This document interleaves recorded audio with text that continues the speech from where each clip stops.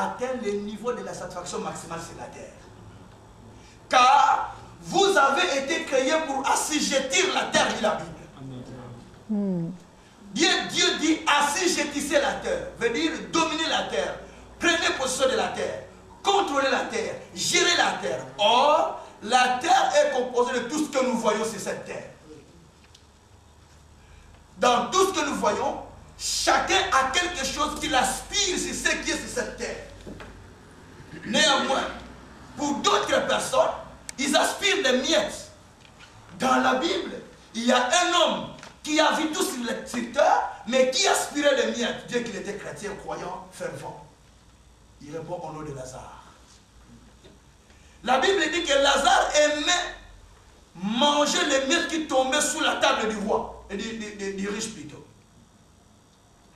Mais le riche aimait mener une vie de gaieté, une vie joyeuse.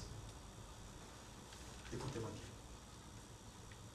Si Lazare est resté pauvre, parce que dans sa façon de voir les choses, dans ses émotions, dans ses sentiments, Lazare désirait, merci Saint-Esprit, Lazare désirait, souhaitait, espérait manger les bêtes qui tombent sur les tables de ceux qui étaient riches. Mais le riche, dans sa pensée, il désirait mener une vie de standing. Le style de vie de la richesse n'est pas, disons, la richesse ou être grand ou être riche n'est qu'une pensée qui est au fond de votre cœur. Car la pensée que vous ruminez, que vous mémorisez, que vous développez au fond de vous, cela peut déterminer ce que vous serez demain. Lazare désirait manger des miettes. Ce qui fait que même après sa mort, il est allé au ciel. Malheureusement, au ciel, il n'a pas la maison. C'est ce que dit la Bible. Au ciel, il n'a pas la maison. Vous savez où il vivait? Il vivait chez son grand-père, Abraham. Il n'a pas la maison. Je me suis dit, si Dieu avait permis que nous soyons avec nos familles, avec nos enfants, avec nos femmes là-bas, Lazare ne pouvait pas se marier. D'ailleurs, il ne s'est pas marié. Je vous l'annonce déjà. Il est mort célibataire parce qu'il a manqué de moyens. Tu n'as pas de moyens, comment tu vas te marier? Il faut prendre sa femme en charge, non? Dès que la femme travaille, il faut quand même penser à elle. Hein? Si vous ne faites pas, faites-la partie du jour. Donc, Lazare désirait des miettes. Mais les riches désiraient mener une vie joyeuse. Qu'est-ce que vous désirez au fond de votre cœur? Des miettes ou une vie joyeuse? C'est à vous de répondre. Amen. Amen. Quelqu'un peut dire Amen. Amen. Certaines personnes désirent, il faut que je travaille, il faut que je trouve un travail. Ils continuent dans sa vie comme ça jusqu'à la mort. Mais d'autres ont le désir de devenir un jour employeur ou un patron, ou boss, responsable d'une société. Ceux-là, ils sont dans les camps d'Abraham. Ils sont comme Abraham, comme l'homme riche. Amen. Il y a d'autres qui sont comme Lazare. Avec la foi même. Vous savez que Lazare était à côté de Jésus. Il mangeait à table avec d'autres qui recevaient toute onction de Jésus. Malgré cette onction, il est resté pauvre. Qui peut être à côté des bénis, il avec l'onction de bénis, mais qui ne reçoit pas la richesse de bénis, ni l'onction de bénis. Amen. Ce sont tes désirs qui vont t'amener là où tu veux. Amen. Les désirs sont un moyen de transport qui vous amène là où vous souhaitez y aller. Amen. Merci Saint-Esprit. Amen. Donc, Dieu veut que nous puissions atteindre une satisfaction maximale.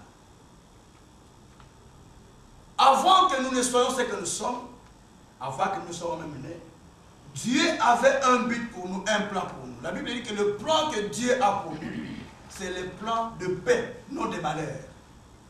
J'annonce à quelqu'un qui est dans le malheur ici que le plan de Dieu pour lui, c'est un plan de bonheur, non de malheur. Amen. Le pasteur, à son début, il a dit le malheur n'est pas notre partage. Amen. Oui, le malheur n'est pas notre partage. Notre partage, c'est le bonheur. David a dit oui, le bonheur. et la grâce m'accompagneront tous les jours de ma vie. Amen.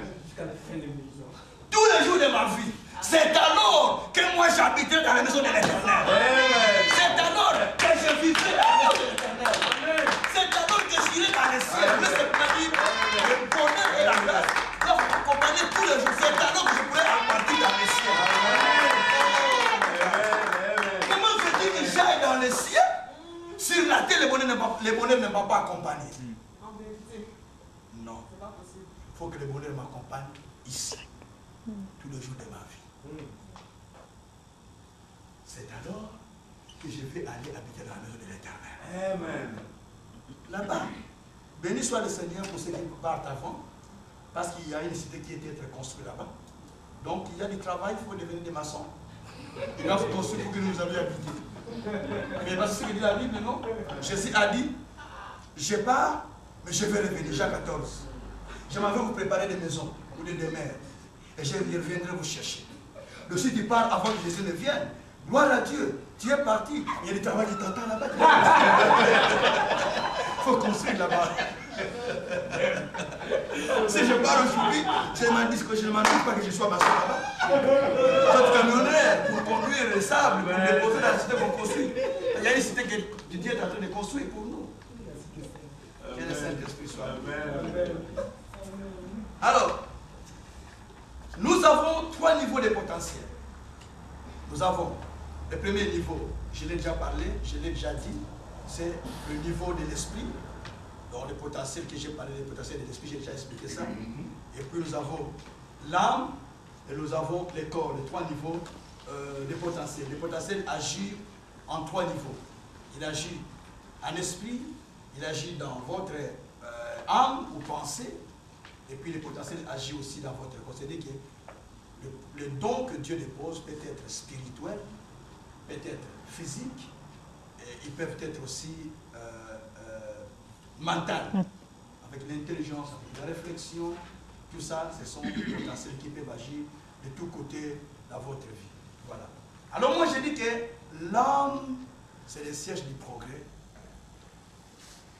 et de l'échec de l'être humain. Votre âme, c'est le siège du progrès, c'est le siège aussi de l'échec. C'est à partir de notre âme qu'on peut devenir grand, comme on peut échouer. La Bible dit dans 3 Jean, au verset 2, je souhaite que tu prospères à tous égards, sois en bonne santé, comme prospère l'état de ton âme. Qui est malade au milieu de nous? Ou qui a une maladie chronique, ou qui est malade? N'hésitez pas. Qui encore? Merci. La réponse est celle-ci. Je ne prie pas pour vous, je vous donne la réponse, la solution. Suivez, c'est la solution. Bien-aimé Gauss était pasteur. Il prêchait l'évangile. Il avait la foi. Mais il était tout le temps malade et il ne prospérait pas de choses. Mais il était pasteur. Alors Jean dit, Gauss, bien-aimé, je sais que tu es pasteur, je sais que tu prêches, mais tu ne prospères pas, mais tu as vraiment la foi en Dieu et tu es tout le temps malade. La seule chose que je te donne, c'est celle-ci. Écoutez votre remède. Je souhaite maintenant que tu prospères à tous égards. Que tu sois en bonne santé.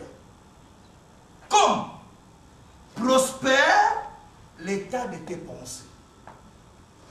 Qui m'a saisi? Qui m'a saisi? Je veux que vous soyez en bonne santé. Selon que vous pensez aussi sont en bonne santé. J'étais malade en 91. J'ai souffert de la gastrite poissée. Cette maladie, c'est comme quelqu'un qui a attrapé le sida. C'est une maladie rare. Hein? En Europe, je trouve ça rare. Donc ça détruit les tripes à l'intérieur de l'homme.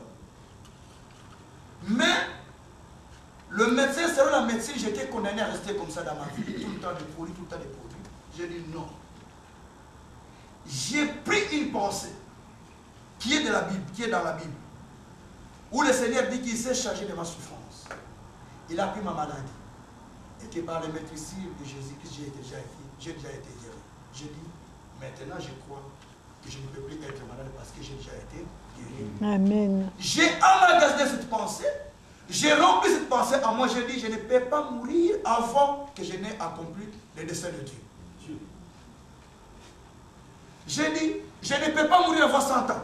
Ça, c'est mon objectif. Si j'aimerais avoir 100 ans, ça c'est Dieu. Mais je ne peux pas avoir 100 ans. Ça, c'est ce que j'ai dit. Ça, c'est ma confession de foi. Si j'aimerais avoir 100 ans, ça c'est Dieu qui le fait. Mais moi, dans ma foi, je ne peux pas avoir 100 ans. Ce qui fait que mon corps et mon âme ont accepté que je ne peux partir qu'après 100 ans. Puisque mon corps a accepté, mon âme, je l'instruis comme ça, la maladie ne peut plus avoir l'influence dans mon corps. Elle peut venir, mais elle ne siège pas dans mon corps, elle ne peut pas. Il rencontre le feedback.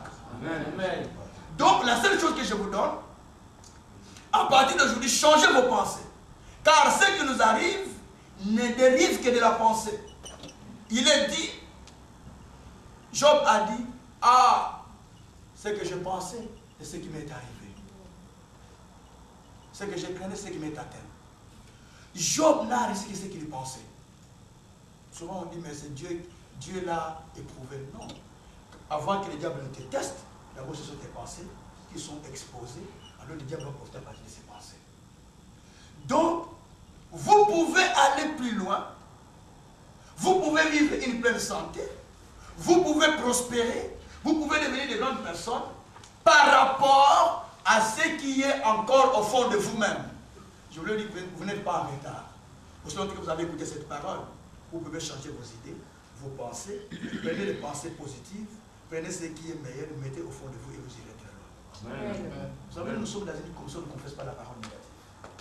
Il n'y a pas de dire. Nous, quand on n'a pas d'argent, on ne dit pas qu'on n'a pas d'argent. Parce que Philo Kouma a dit, ah papa, trop de moyens ces jours ici. Quand il dit trop de moyens, il dit qu'il n'a rien. Tu sais pourquoi il ne doit pas dire qu'il n'a pas de l'argent? Parce que ce que vous dites, c'est ce qui vous arrive.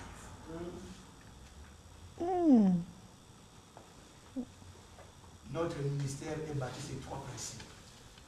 Le premier principe, c'est que vous pensez. La Bible dit, prends garde à ce que tu penses, car ta vie en dépend.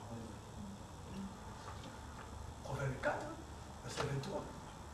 Ou garde ton cœur précisément que tout. Dedans se trouve le source de votre vie. Notre deuxième principe, ce sont les paroles. Dieu dit, dans Nombre 14, verset 28, désormais, je vous traiterai selon vos paroles qui me sont parvenues aux oreilles. Donc Dieu vous donne la vie par rapport à ce que vous avez dit. Nous ne sommes pas ceux-là qui parlent bêtement. Nous sommes ceux-là qui raisonnent avant de parler. Ce n'est pas parce que j'ai la bouche que je dois parler tout le temps. Avant de parler, je dois réfléchir.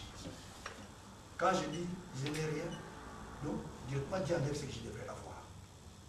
Souvent le matin, vous faites une petite prière, Dieu bénit ma journée. Mais en journée, quand vous rencontrez quelqu'un qui est sous l'influence de la négativité, et vous dites, ah, ces derniers temps, mon frère, avec la crise économique, il n'y a pas moyen. Toi, tu dis, ah, il n'y a pas moyen d'ailleurs. Moi d'ailleurs. Quand il rentre dans ces circuits-là, ou dans ces, comment on dit ça, dans ces filets-là, c'est fini. Toute ta journée est gâchée par les paroles qu'il a dit. En Belgique, ce que j'ai constaté, j'ai aimé ça. Les Belges ne vous disent pas ce qu'ils